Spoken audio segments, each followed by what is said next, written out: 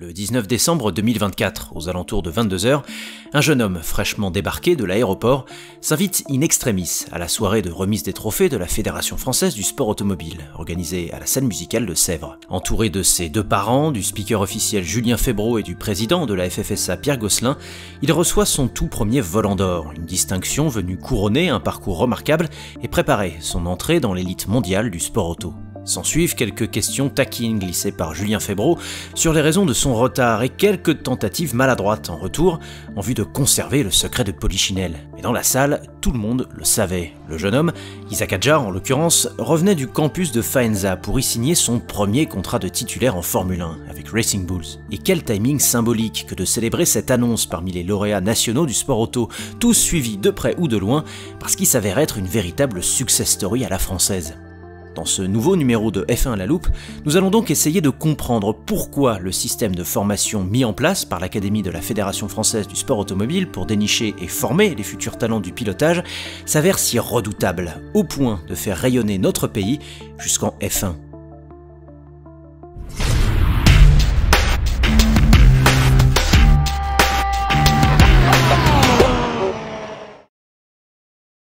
Avec la signature d'Isaac Adjar chez Racing Bulls et la présence de Pierre Gasly chez Alpine ainsi que celle d'Esteban Ocon chez Haas, la France comptera 3 pilotes sur la grille en 2025. Un chiffre inédit depuis 2020 et qui fera de notre pays la deuxième nation la plus représentée en Formule 1 sur les 13 impliqués. Mais comment expliquer qu'après un sérieux passage à vide au milieu des années 2000, c'est-à-dire, grosso modo, du départ d'Olivier Panis en 2003 à l'arrivée pérenne de Romain Grosjean en 2012, la France semble parvenir à placer de plus en plus de ses talents jusqu'au pinacle du sport automobile? Et bien au-delà du génie des uns et des autres, de la chance du timing, des considérations financières et des mécénats déterminants, la Fédération française du sport automobile a surtout et avant tout mis en place un système de détection et de peaufinage parfaitement huilé. Pour rappel, la FFSA est une association sportive nationale affiliée à la Fédération internationale de l'automobile. Fondée en 1952, elle représente donc l'État français pour réglementer, organiser, diriger et développer différents sports automobiles, de circuits, de rallyes, de montagnes, de tout-terrain et de karting sur l'ensemble du territoire. Sur cette base, fut lancée en 1993 la filière ELF, devenue FFSA Academy à partir de 2007, un centre de formation consacré au métier du sport automobile situé au Technoparc du Mans et en partenariat avec le lycée polyvalent Le Mans Sud. Or aujourd'hui, et plus que jamais, cette académie s'impose au monde entier comme une référence en matière de détection des talents et d'apprentissage, et ce, grâce à une approche à la fois unique et efficace que l'on illustrera ici par 3 piliers.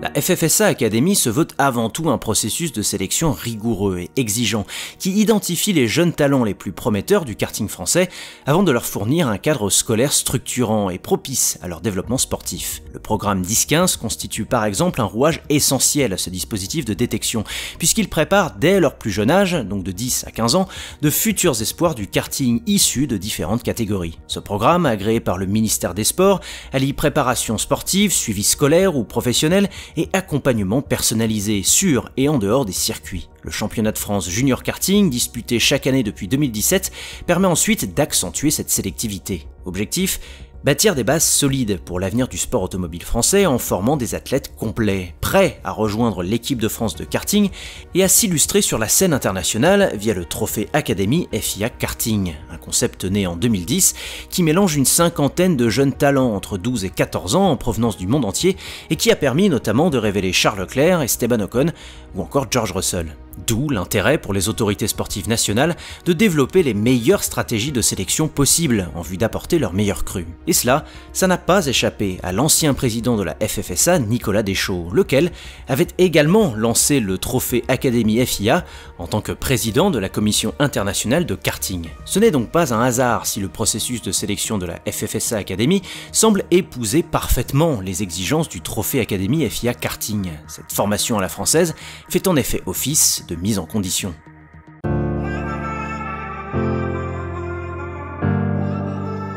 Mais ce qui rend la FFSA Academy unique dans son identification d'une pépite de premier ordre, c'est le travail acharné en faveur d'une équité sportive irréprochable entre tous les pilotes du championnat de France Junior Karting aux saisons nationales de F4. Équité qui rime premièrement avec accessibilité. Par exemple, contrairement à des championnats équivalents plus libéraux comme ceux d'Italie ou d'Espagne, qui sont ouverts à de nombreuses équipes et dans lesquels le budget exigé pour chaque pilote dépasse souvent les 450 000 € par saison, eh bien le championnat de France de Formule 4 privilégie lui une structure plus centralisée et plus accessible. En 2023, cette approche a en effet permis à 26 pilotes de s'affronter lors de 7 meetings différents pour un budget total de 134 000 € seulement entre guillemets. Cette relative accessibilité favorise ainsi l'émergence d'un plateau plus relevé en France, au sein duquel les talents sont, plus qu'ailleurs, davantage jugés sur leurs aptitudes en piste que filtrés par la garniture de leur compte en banque. Par ailleurs, l'obsession de l'équité se traduit tout autant sur la piste,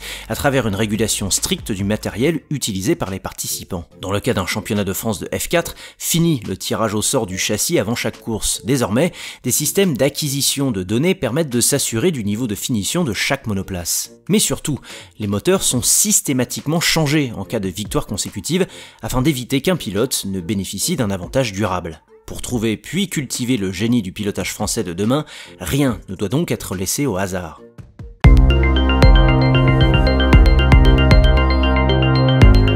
Alors oui, le génie, c'est bien, mais ça se travaille et surtout, ça s'anticipe. Et cela, la FFSA Academy l'a bien compris. C'est pourquoi, pour rester à la pointe de la formation des pilotes, elle investit continuellement dans des équipements de dernière génération qui rappellent ce qui les attend. Outre les installations classiques de toute salle de sport, le Technoparc du Mans dispose d'équipements dernier cri comme un mur de temps de réaction, un cockpit entraînement mémorisation freinage et un simulateur. Mais c'est surtout à travers l'évolution de son propre championnat de F4 que l'on constate à quel point la FFSA Academy prépare ses petits protégés en vue de la suite. Rappelons que les racines de ce championnat remontent à 1993 via la filière Elf, mais depuis, plusieurs jalons ont été ajoutés par la fédération afin d'en étoffer la pertinence et la légitimité. En 2011, la FFSA crée en partenariat avec Renault et Total, rien que ça, le championnat de France de F4 que nous connaissons aujourd'hui. À partir de 2018, le championnat se dispute à bord de montures 100% françaises et homologuées par la FIA, permettant aux pilotes d'engranger des points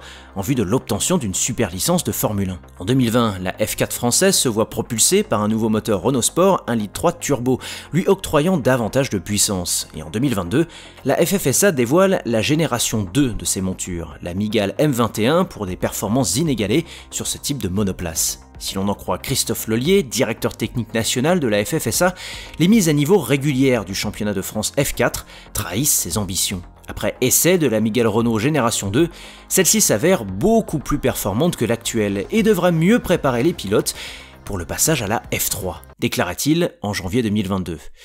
Tout est dit. Résultat des courses, la FFSA Academy jouit d'une attractivité sans précédent depuis quelques années. Pour preuve, l'Automobile Club de Belgique et celui d'Allemagne, la filière japonaise Honda Red Bull ou encore le lauréat du volant Field Racing de Jacques Villeneuve placent au sein même de l'académie de plus en plus d'espoirs étrangers. Pour preuve, selon le capitaine de l'équipe de France de la FFSA depuis 2004, Jean Alesi, un certain Helmut Marko, l'homme de tous les transferts au sein de la filière Red Bull, s'entretient régulièrement avec le directeur technique de la FFSA, Christophe Lollier, afin de faire le point sur les dernières pépites formées. Et pour preuve, la fédération a récemment multiplié les passerelles avec les junior teams de Formule 1. Red Bull avec Pierre Gasly et Isaac Hadjar, Alpine avec Victor Martins ou encore Alfa Romeo Sauber avec Théo Pourchaire. Sélection, équité, préparation. Le modèle actuel de détection et d'accompagnement des talents par la FFSA Academy, mené de main de maître par le président de la fédération de 2006 à 2024 Nicolas Deschaux et surtout structuré par son architecte Christophe Lollier, fait mouche et est envié à l'étranger. Ce n'est donc pas un hasard si ce modèle a vu émerger ces 15 dernières années Jean-Éric Vergne, Pierre Gasly, Antoine Hubert, Dorian Boccolacci, Victor Martins, Théo Pourchaire et bien sûr Isaac Hadjar. Des noms qui, s'ils n'ont pas tous pu accéder à la catégorie reine à terme pour diverses raisons, en ont au pire gratté la porte. Le succès de la FFSA et de son académie est donc indéniable en tant que rampe de lancement vers la véritable jungle que sont la F3, la F2 et la F1. Mais il reste un paradoxe. Il est en effet regrettable que les moyens déployés, notamment avec la complicité de l'État, pour faire fonctionner ce vivier de talent français, ne soient pas utilisés avec la même énergie dans l'organisation d'un nouveau Grand Prix de France. Autre levier, pourtant essentiel, en vue de renforcer la visibilité internationale du sport automobile tricolore. Le dit succès est donc aussi doux qu'amer.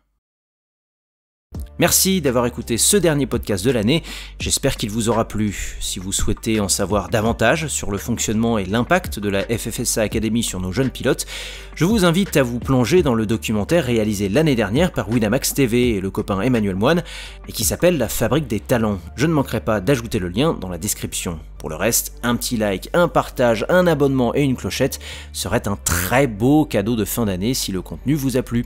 On se retrouve très vite en 2025. Allez, ciao!